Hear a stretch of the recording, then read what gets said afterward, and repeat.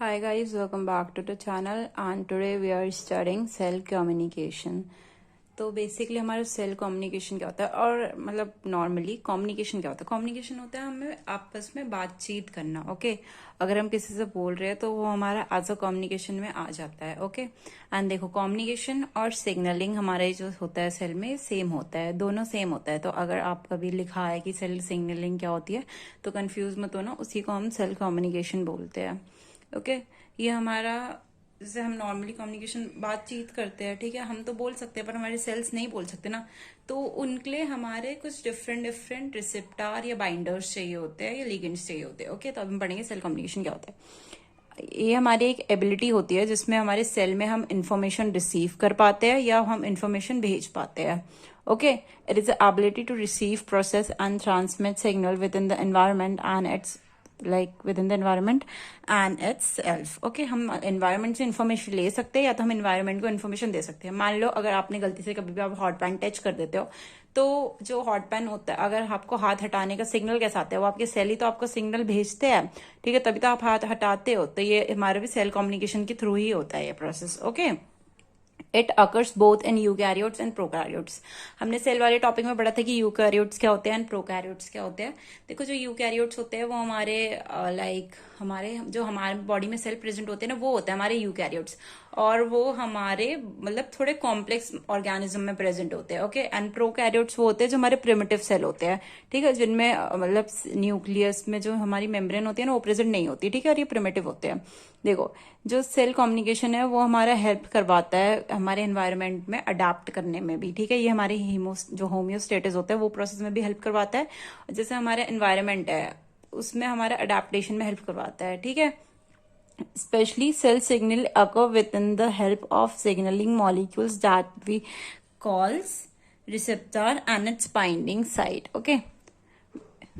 तो हमारे किसके मॉलिक्यूल मतलब किसके थ्रू होता है, रिसेप्टार होता है। रिसेप्टार कौन सी साइड होती है, जिधर हमारा जो लीगेंड आके जुड़ता है, ठीक है। लीगेंड क्या होता है, जो हमारे मॉलिक्यूल्स होते हैं, ठीक है, जो हमारी इन्फॉर्मेशन होती है वो जिस साइड, और रिसेप्टर क्या होता है जो इन्फॉर्मेशन उस मतलब इन्फॉर्मेशन आके जिस साइड में जुड़नी होती है, और रिसेप्टर होता है जो इन्फॉर्मेशन होती है वो हमारे लीगेंड फॉर्म में आती है। ओके ये हमारा हीमियोस्टेटिस मेंटेन करवाने में हेल्प करवाता है। ओके देखो सेल कम्युनिकेशन में हमें दो ही चीजें चाहिए होती है, एक होता है लीगेंड जो हमारा मॉलिक्यूल होता है सिग्नलिंग, और एक होता है हमारा रिसेप्टर जो हमारी बाइंडिंग साइट होती है, ठीक है।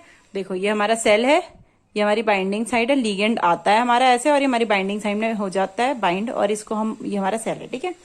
तो अब हम पढ़ेंगे टाइप ऑफ सेल सिग्नलिंग। हमारा सेल के कितने कितने मतलब सिग्नलिंग के टाइप कितने होते हैं। देखो हमारे बेसिकली चार ही टाइप होते हैं। एक होता है पैराक्राइन, एक होता है ऑटोक्राइन, एक होता है एंडोक्राइन और एक होता है डायरेक्ट सिग्नलिंग। इस डायरेक्ट सिग्नलिंग को हम जक्स्टोक्राइन सिग्नलिंग भी बोलते हैं। ओके तो अब हम पढ़ेंगे पैराक्राइन सिग्नलिंग। पैराक्राइन सिग्नलिंग क्या होता है। देखो पैराक्राइन जो हमारी सिग्नलिंग होती है इसमें जो टारगेट सेल होता है ना वो हमारा नेबरिंग सेल में ही हमें भेजना होता है। मतलब देखो डायरेक्ट कांटेक्ट में ही होता है हमारा सेल, पर जो सेल होता है ना वो हमारे बहुत पास प्रेजेंट होता है, ठीक है, इनमें डायरेक्ट कांटेक्ट नहीं होता पर बहुत पास प्रेजेंट होते हैं। ओके ये हमारी सिग्नलिंग जो होती है हमारे नेबरिंग सेल से ही होती है, ठीक है।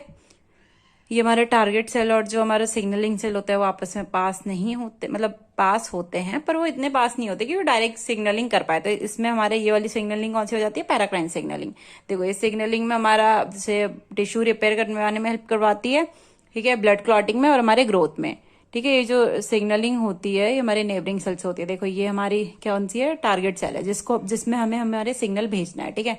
ये हमारा सिग्नलिंग सेल। अब देखो ये जो होता है इसको सिग्नल भेजता है, सिग्नल किसके थ्रू भेजता है, ये लीगेंड्स होते हैं ना, इसके थ्रू हमारा सिग्नल भेजता है बाइंडिंग साइड पे।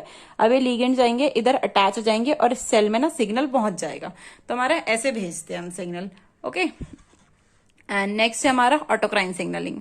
ऑटोक्राइन सिग्नलिंग क्या होता है हमारा, देखो ऑटोक्राइन में हमारा खुद का ही जो सेल होता है ना वो ही मतलब एक्ट करता है इसमें। ऑटोक्राइन, ऑटो मतलब क्या होता है, खुद को ही सिग्नल, मतलब खुद को ही, ठीक है, और सिग्नलिंग मतलब खुद को ही सिग्नल भेजना। इसमें हमारा सिंगल सेल होता है जिसमें हमारी एक जो होती है वो बाइंडिंग साइट होती है या रिसेप्टर जहां प्रेजेंट होता है, और दूसरा होता है लिगेंड साइट, ठीक है। हमें एक ही सेल में मतलब इसमें हमारे एक ही सेल में हमारा रिसेप्टर साइट भी प्रेजेंट होता है और हमारे लिगेंड भी प्रेजेंट होता है। तो जो लिगेंड होता है वो एक साइड से हमारी दूसरे साइड में चले जाता है। ओके ऐसे वर्क करता है ये। इसमें हमारी बाइंडिंग साइड और जो लिगेंड होता है वो सेम सेल में प्रेजेंट होता है, ठीक है। Ever go on the bind on the receptor side, ठीक है, हमारे सेम सरफेस में होता है। ये हमारे बेसिकली मैक्रोफेज में हेल्प करवाता है। मैक्रोफेज क्या होता है, जब हमारा सेल जो होता है वो खुद को ही खत्म कर देता है, खुद को ही खा लेता है ना, ये हमारे बेसिकली मैक्रोफेज में हेल्प करवाता है।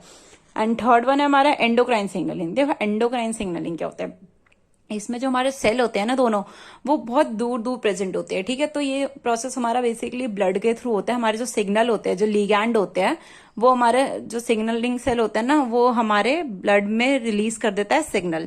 ठीक है, अब ब्लड से जो हमारा टारगेट सेल होता है उस पर पहुंचता है सिग्नल।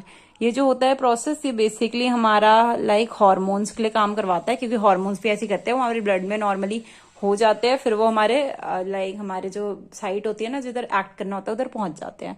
तो ये हमारे बेसिकली हार्मोन में ही हेल्प करवाता है। ठीक है, जैसे इंसुलिन हो गया, इंसुलिन हमारे ब्लड में जहाँ पे जाता है, फिर वो ब्लड शुगर लेवल कम करता है, ऐसे ही हमारे हेल्प करवाता है। Okay, and the last one is direct signalling. देखो डायरेक्ट सिग्नलिंग जो होता है हमारा गैप जंक्शन के होता है। हमने लास्ट टाइम पढ़ा था ना हमारा सेल जंक्शन, कि हमारे सेल कितने कितने टाइप से मतलब अटैच होते हैं। ठीक है, तो इसमें देखो हमारा गैप जंक्शन हमने लास्ट टाइम पढ़ा था कि गैप जंक्शन क्या होता है। इसमें हमारे डायरेक्ट कॉन्टैक्ट होता है। ठीक है, इसको हम जक्स्टोक्राइन सिग्नलिंग भी बोलते हैं। ठीक है, कभी कभी डायरेक्ट सिग्नलिंग ना करके हमारा जक्स्टोक्राइन सिग्नलिंग करके क्वेश्चन आ जाता है, तो इसको आप कंफ्यूज मत होना, तो इसको हम जक्स्टोक्राइन सिग्नलिंग बोलते हैं। ठीक है, ये हमारे गैप जंक्शन से होता है।